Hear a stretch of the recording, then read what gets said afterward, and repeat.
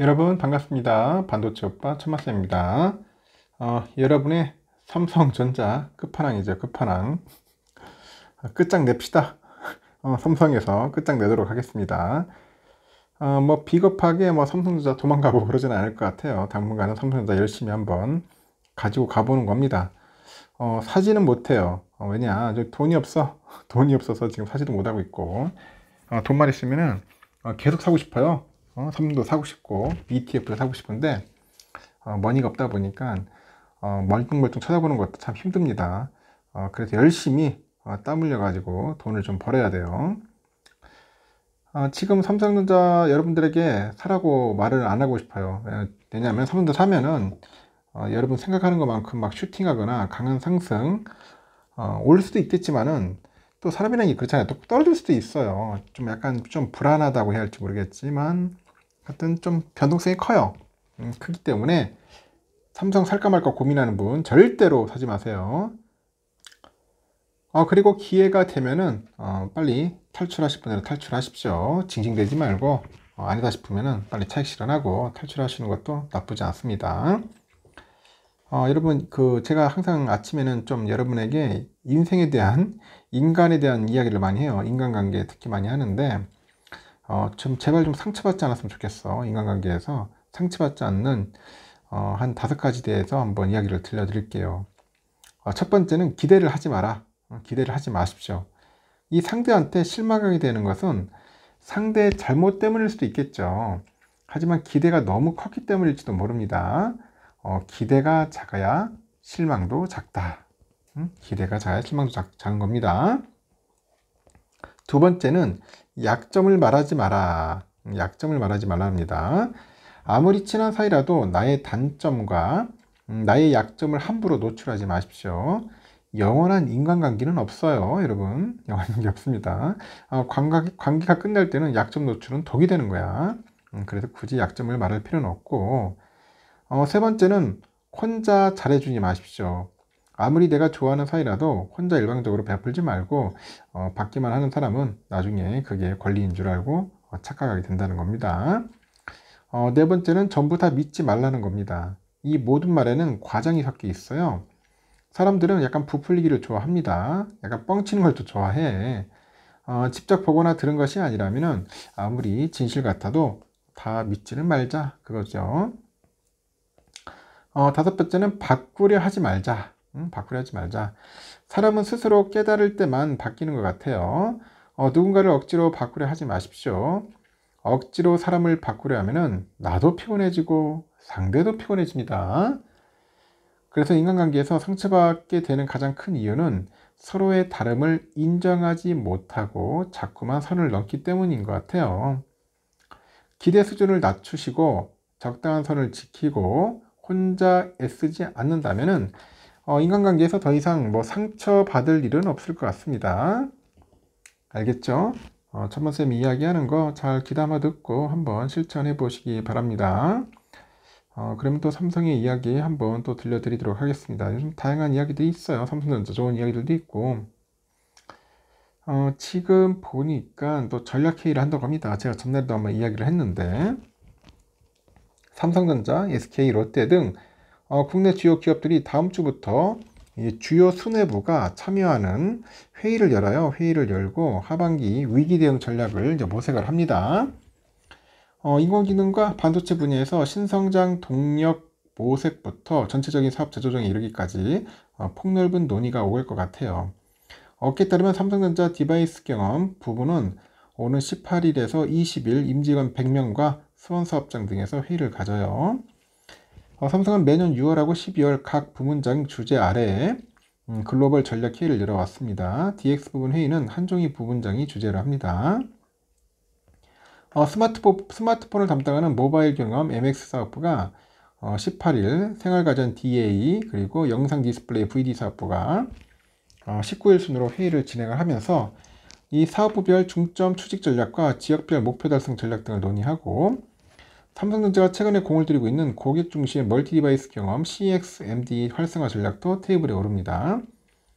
이 MX 사업부의 경우 경쟁사 애플이 지난 11월 AI 전략 애플 인텔리전스를 공개했잖아요. 그만큼 대응 방안을 뭔가 고심할 것 같아. 그 다음 달에 프랑스 파리에서 갤럭시 AI를 탑재한 폴더블 스마트폰 Z 플립 6, 폴드 6 이 공개 행사를 앞두고 있잖아요. 빅스비 성능을 고도화하는 방안 등을 논의할 것으로 예상을 하네요. 이 반도체를 담당하는 디바이스 솔루션의 그 파트 쪽에서는 오는 25일에 화성사업장에서 글로벌 판매 전략 회의를 가져요. 전영현 부회장이 부문장을 맡은 뒤 처음 열리는 이 회의에는 임직원 120여 명이 참석할 것 같고, 삼성전자 그 반도체 사업은 15조 원에 달하는 적자를 내가지고 위기 신호가 커진 상황입니다. 삼성전자는 AI 붐을 타고 HBM과 그 파운드리 사업에서 기회를 찾겠다는 목표네요. 특히 이재용 회장이 최근에 2주간 미국 출장에서 메타랑 아마존, 퀄컴 등 빅테크 기업과 잇따라서 회동을 했고, AI 반도체, 스마트폰, 증강현실 분야에서 포괄적인 협력 방안을 논의하고요. 이 돌아온 만큼 이를 기반으로 구체적인 사업 계획을 짜는데 주력할 것 같아요. SK그룹도 오는 28일부터 이틀간 경기 이천의 SKEMS 연구소에서 주요 계열사 CEO 등 경영진이 참석하는 경영전략회의 엽니다. SK그룹은 현재 계열사 간의 중복 사업을 조정하고 비핵심 사업을 정리하는 그 포트폴리오 점검 작업 중입니다.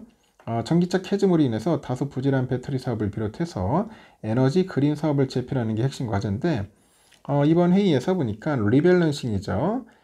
리밸런싱 방향성을 중점적으로 논의할 예정인 것 같아요. 그리고 경영전략회의는 최태원이죠. 이 최태원 그 그룹 회장하고 최재원 수석부회장, 최창원 SK 스펙스 추구 협의회 의장도 참석할 것 같습니다.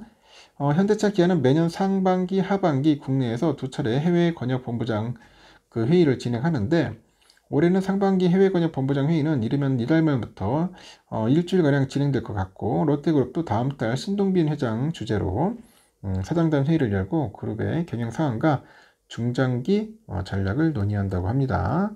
참고하시면 될 것 같습니다. 잘 됐으면 좋겠어요. 요즘 뭐 하도 힘드니까 삼성전자 참 쉽지 않네요, 분이. 회의 잘 해가지고 좋은 결과 있었으면 좋겠고요. 제가 어쨌든 한번 얘기 잠시 했었는데, 요즘 반도체 ETF 상당히 좀 쏠쏠합니다. 천만샘이 그렇게 외쳐졌는데 아직까지도 반도체 ETF 모으지 않는 분들이 있더라고요. 또 지금 보려니까 좀 그래, 좀 많이 올랐잖아요. 또 많이 올라가지고 괜히 샀다가 또 이게 물리는 거 아니냐, 그런 분들도 있을 겁니다. 지난해 순자산 규모 100조 원을 넘었던 ETF 시장이 올해도 순항 중이고, 한국거래소에 보니까 5월 말 기준 상장된 ETF 868개, 순자산 가치가 145조 5660억입니다.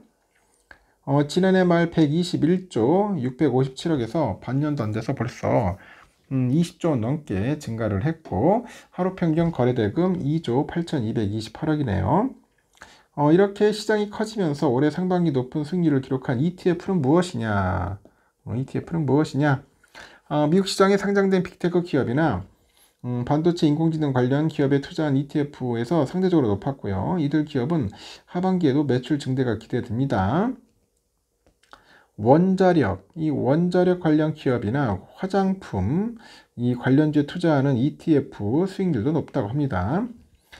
한국예탁결제원 증권정보 포털에 따르니까 지난 13일 기준 국내 상장된 ETF 중에 연초 대비 가장 수익률이 높은 ETF가 한국투자신탁운용의 에이스 미국 빅테크 탑7 플러스 레버리지네요. 레버리지는 좀 조심해야 하는데, 하여튼 탑7 플러스 레버리지인데 90.98%입니다.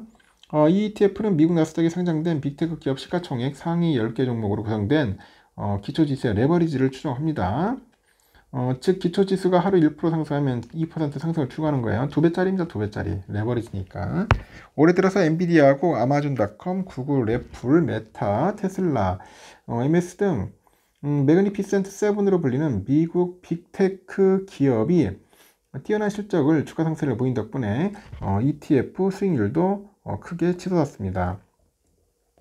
연초 대비 75.85% 수익률로 이에 오른 하나자산의 아리랑 미국 테크탭이죠. 테크10이죠. 테크10.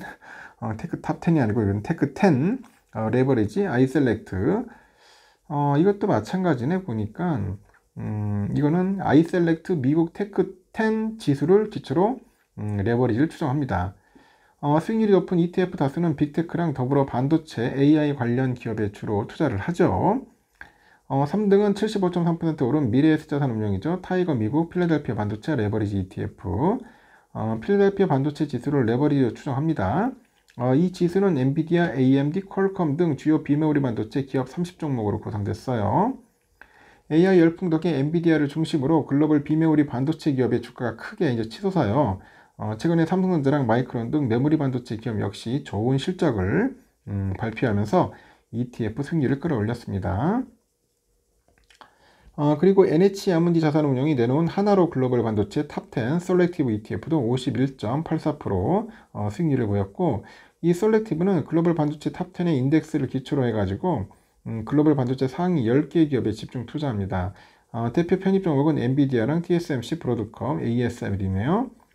이렇게 AI 산업의 구조적인 성장에 주목하려는 투자자들한테는 적합한 상품이라는 겁니다.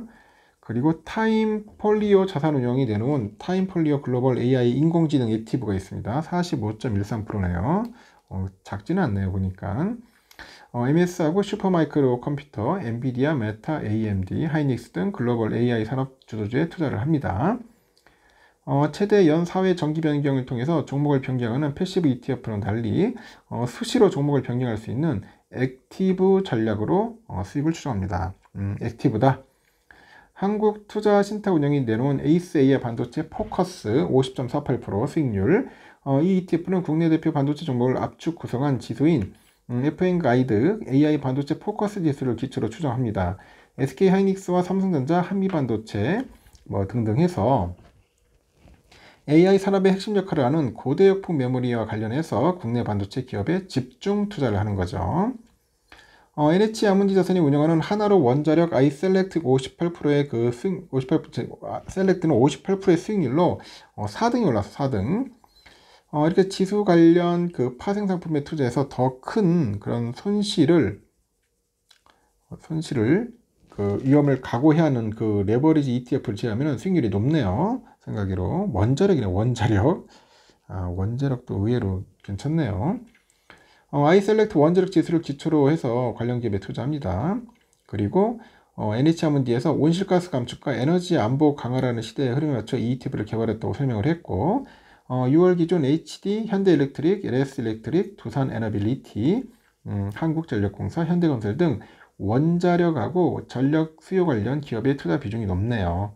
또 다른 원자력 테마 ETF는 한국투자신탁운용의 에이스 원자력 테마 딥서치가 있어요. 이거는 44.65%입니다. 재밌는 ETF들이 많네요. 이렇게 눈에 띄는 아이디어로 높은 수익률을 기록한 ETF도 있고요. 미래에셋이 내놓은 그 타이거 화장품이네. ETF가 41% 수익률을 보였는데, 이 상품은 APR, 아모레퍼시픽, 코스맥스, 한국콜마, LG생건 등 화장품 관련 기업에 투자합니다. 이들 국내 화장품 기업들은 올해 1분기 미국과 동남아, 유럽 시장에서 큰 성장세를 보였고, 가파른 실적 증가를 기록을 했고, 이어서 증시 성장으로 이어졌는데 그 성과가 ETF 수익률에 나타났다. 요즘 화장품주가 뜨고 있어. 화장품주. 특히 미국 등에 수출이 잘 되는가 봐요. 상반기 ETF 시장의 큰 특징으로 중소자산운용사가 높은 수익률을 냈다는 점 또한 꼽히네요. 수익률 상위 12 ETF 운용사를 살펴보니까 한국투자신탁이 3개 가장 많았고, NH아문디자산 2개, 하나자산, 키움자산 각각 1개, 아울러서 국내자산 운용 시장 상위 1, 2등 삼성자산과 미래에셋 자산도 1개씩이네요. 중소형 자산 운용사들이 최근의 자본시장의 트렌드를 빠르게 파악하고 상품에 집중한 결과가 아닌가 생각합니다. 하여튼 여러분, 반도체 ETF는 나쁘진 않아요. 아는데 지금 현재 고점이다라는 생각이 좀 듭니다. 그래서 지금 좀 들어가기는 조금 찝찝합니다. 신중하게 또 생각을 하시기 바랍니다. 판단하셔야 돼요. 여기까지 하겠습니다, 여러분. 좋은 하루 보내시고 다음 시간에 봬요.